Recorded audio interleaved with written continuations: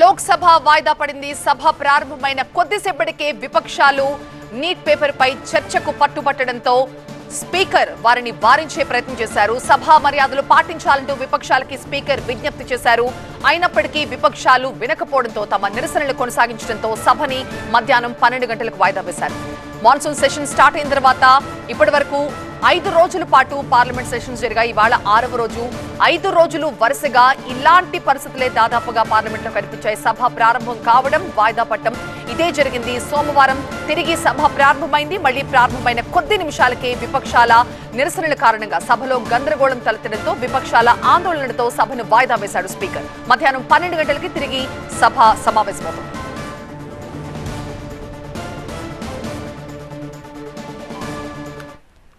మా bureau chief Gopikrishna మనకి live లో జాయిన్ అవుతున్నారు మరింత సమాచారంతో. గోపికృష్ణ, నీట్ పేపర్ లీక్ కి సంబంధించి చర్చకు సిద్ధమని కేంద్ర ప్రభుత్వం ఇప్పటికే చాలా సార్లు చెప్పింది.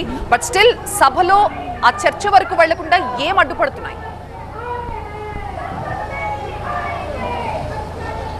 వరుసగా 6వ రోజు కూడా పార్లమెంట్లో వాయిదాల పర్వం కొనసాగుతుంది. లోక్సభ మధ్యాహ్నం 12 గంటలకు వాయిదా పడడం జరిగింది. ప్రధానంగా ధర్మేంద్ర ప్రధాన్ రాజీనామా చేసిన తర్వాతే సభలో చర్చకు అనుమతిస్తా ఉన్నారు. కానీ కొత్తగా రాహుల్ గాంధీ ఇటు విద్యార్థులకు క్షమాపణలు చెప్పాలి ప్రధాని నరేంద్ర మోడీ, అలాగే జూలై 20న విద్యార్థులపై పోలీసుల ఫైరింగ్కి సంబంధించి కూడా పార్లమెంట్లో కేంద్రం సమాధానం చెప్పాలి, కేంద్ర హోంమంత్రి బాధ్యత తీసుకోవాలన్న డిమాండ్లతో ఈరోజు విపక్షాల ఆందోళన లోక్సభలో కొనసాగడం జరిగింది. ప్రశ్నోత్తరాల సమయానికి సహకరించాలని చెప్పి స్పీకర్ కోరినా కూడా విపక్షాలు వినకపోవడంతో గందరగోళం మధ్య లోక్సభ మధ్యాహ్నం 12 గంటలకు వాయిదా పడింది. స్పీకర్ ఒక హెచ్చరిక కూడా చేశారు.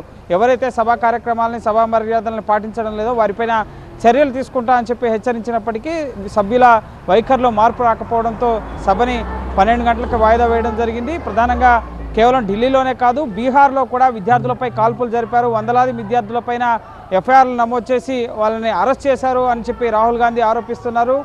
విద్యార్థుల పట్ల నిరంకుశంగా కేంద్ర ప్రభుత్వం వ్యవహరిస్తుంది కాబట్టి విద్యార్థులపై జరిగిన దాడికి క్షమాపణ చెప్తూ ప్రధాని నరేంద్ర మోదీ పార్లమెంట్లో దీనికి సంబంధించి బాధ్యత తీసుకోవాలన్న డిమాండ్లను ఈరోజు సభ ముందు ఉంచడం జరిగింది. ఇప్పటివరకు నీట్ పేపర్ లీక్ పైన పార్లమెంట్లో చర్చతో పాటు ధర్మేంద్ర ప్రధాన్ రాజీనామా అంశాలు కాంగ్రెస్ మొదట లేవనెత్తాయి. కానీ ఎప్పుడైతే జూలై 20న విద్యార్థులపైన ఢిల్లీలో పెల్లెట్ గన్స్, అలాగే టియర్ గ్యాస్ ప్రయోగించడం, లాఠీచార్జ్ చేయడం, సో ఈ అంశం దీనికి యాడ్ అయిన తర్వాత ఇటు ఈ అంశం పైన కూడా పార్లమెంట్లో కేంద్రం ప్రకటన చేయాలన్న డిమాండ్ని కాంగ్రెస్ విపక్షాలు చేస్తున్న పరిస్థితి ఉంది. సో ధర్మేంద్ర ప్రధాన్ రాజీనామాతో ఈ అంశం ముగిసిపోలేదు. సో ఇంకా విపక్షాల ఆందోళన, ప్రధాని నరేంద్ర మోడీ దేశ విద్యార్థులకు క్షమాపణ చెప్పాలన్న ఉద్దేశంతోనే విపక్షాల ఆందోళన కొనసాగుతోంది. మరోపక్క 12 గంటలకి పబ్లిక్ పరీక్షల నిర్వహణ, అలాగే అక్రమాల నిరోధక బిల్లుని జితేంద్ర సింగ్ లోక్సభ ముందుకు తీసుకురాబోతున్నారు. సో అప్పుడైనా ఈ బిల్లుపై చర్చకు విపక్షాలు సహకరిస్తాయా? 8 to 12 అవర్స్ వరకు చర్చకు సమయం కేటాయించడం జరిగింది. ఈరోజే బిల్లు పెట్టడం, ఈరోజే ఆమోదించడం,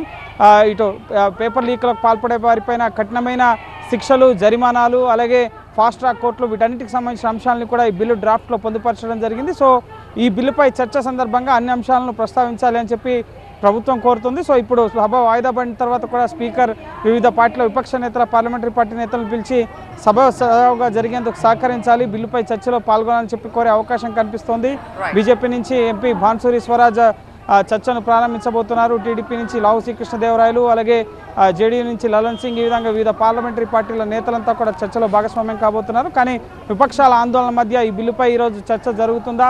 ఒకవేళ ఇంకా విపక్షాలు గొడవ చేస్తే కనుక వారిపై క్రమశిక్షణా చర్యలు తీసుకుని సైతం ఈ బిల్లును ఆమోదింపజేసే దిశగా కేంద్రం అడుగులు వేసే అవకాశం ఉంది. రైట్ గోపి, పార్లమెంటు ఉభయ సభలు కూడా ప్రస్తుతం వాయిదా పడ్డాయి. సభ ప్రారంభమైన కొద్దిసేపటికే విపక్షాలు ఆందోళనకు దిగాయి.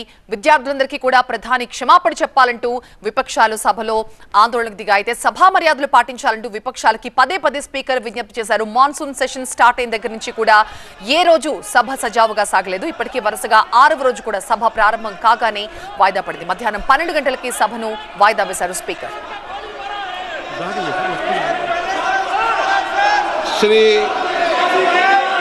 मैं सदन में व्यवस्था दे चुका हूं कि प्रश्नकाल के अंदर कोई भी मुद्दे और विषय को नहीं उठाया जाएगा।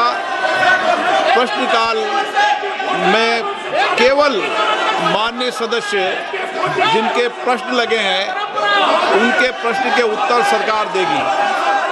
ये एक जवाबदेही व्यवस्था का प्रश्न है और प्रश्नकाल में सरकार की जवाबदेही होती है और महत्वपूर्ण विषय, कठिनाई, चुनौतियों पर This is a rarest subject. The rarest of the rarest should be consensus of the whole house. It is not there what I can do. It is never happened in the history of India that the boys were beaten and